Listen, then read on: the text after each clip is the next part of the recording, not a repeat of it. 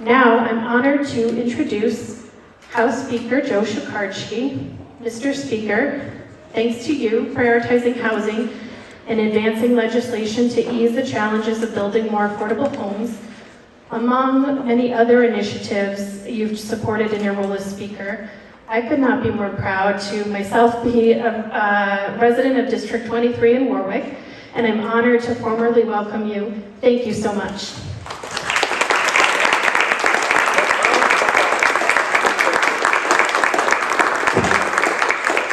Thank you, Katie. That's I'm happy for that introduction, but I'm even happier you're a constituent of mine. So thank you.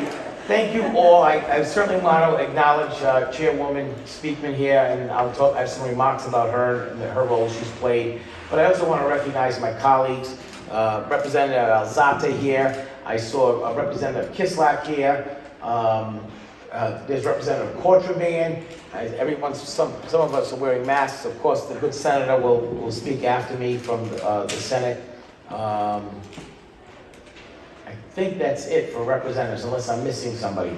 So when I became Speaker, I pledged to make housing the #1 priority in the House and my priority. And that was an easy pledge to make because my colleagues also have made it their #1 priority. As soon as we began the session this year, Katie acknowledged some of the stuff we did last year, but when we began the session this year, on the very first day of session, we passed a $119 million appropriation of Aqua funds, and I'm proud to say there were about $30 million of that in January 3rd or 4th of this year. It was an immediate infusion of money on top of what we did last year, which was the Pay for Success. That was by Lyonic Azaz program. It is a wonderful success. It's a pilot program, and if it's successful, we'll continue that, fund it, and grow it. We've also had the bond issues that passed last year. We had a housing production fund, which we're now funding with a tax on high income sales. And we also pre-funded that to $25 million to get a jump start on it. And then there was a regular budget allocation. And what I can tell you is when we pass our budget, hopefully in the next 6 to 8 weeks, there will be hundreds of millions of dollars. Hundreds of millions of dollars.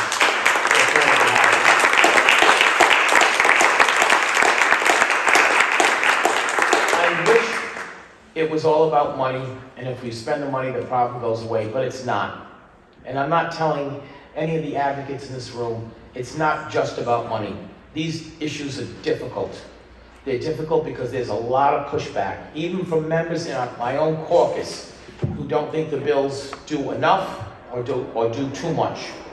Nevertheless, the cities and towns remain a stakeholder in this, but unfortunately, sometimes they push back much harder than they need to. Each one of the bills, we've introduced 11 bills this year as part of a housing package in the House. Many of them have already passed and are awaiting action in the Senate. I know the Senate takes these bills very seriously. They've introduced their own omnibus bill as well. I wish them good luck and success, but each one of these bills are products that have been worked on by housing advocates, by have input from the public, that we've had hearings on, negotiations on, and it's not easy. We got in this mess for over the last 30 years of neglect. Nobody would even talk about affordable housing, let alone act on it or fund it. And we're not going to be able to solve it in one session or one bill. I wish we could, because I would do it in a heartbeat. We need to change the mindset around people. When we're selling in surplus schools, they should be put aside for affordable housing, not single-family residential development. I can go down a list, many of them. But nevertheless, the harder the challenge, the sweeter the success of victory, and we will continue.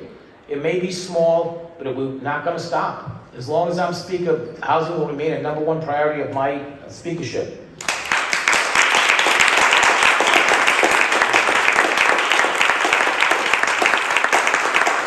We formed 2 commissions, one led by June Speakman, low and moderate housing, that is continue to work year-round in the off-session with our partners from Rhode Island Housing, Amy Renome, and the nonprofit world, and I can list all of the advocates.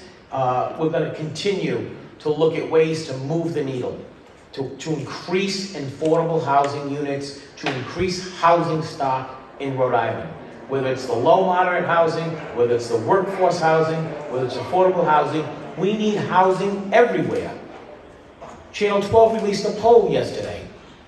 91% of Rhode Islanders are concerned about housing, affordable housing and rental housing.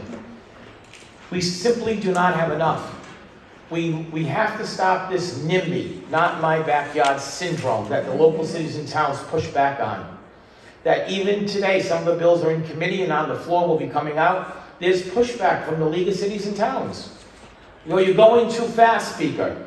You're making the timetable too short to make a decision. You're making the burden of proof on the towns and not the developers. You're making it difficult for us to say no to affordable housing. And I'm like, yes, that's the idea.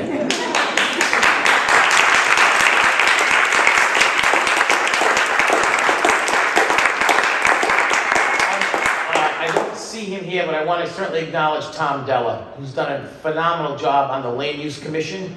And they have working on all types of ideas and solutions how we can address land use issues going forward. I'll just give you two quick examples. Why do we need 39 different applications for zoning boards in Rhode Island and 39 different ones for planning board? Why can't we do a unified development, which is already in Rhode Island law, that is a bill I championed about 4 years ago? And other than the town of Johnston, I don't know any other town that uses it where you combine two boards and get one approval. That would move things along. We need to look innovative ways, creative ways, different ways to tackle this problem. I am all ears. If anybody knows me, I'm all about collaboration. We need to work together. We need to find solutions together. It's not easy. It's not easy. I know it's not easy. But we're committed. I have a director of policy on my staff who has worked night and day to bring in all policy holders, all stakeholders.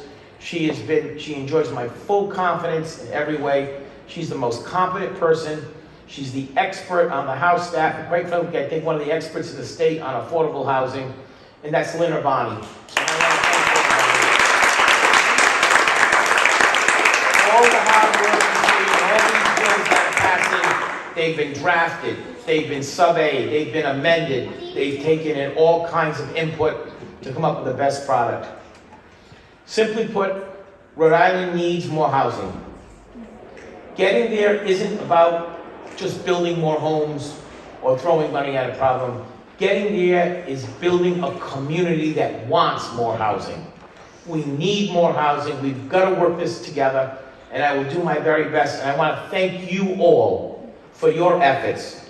Yeah, I'm the guy who gets the spotlight and the name because I have a title of speaker at the moment. Some people in this room have worked 10, 20, 30 years when it wasn't popular, when it wasn't 91% of the people talking about it, and you're the heroes, you're my heroes. Thank you all. Let's continue to fight and work to get this done together. Thank you.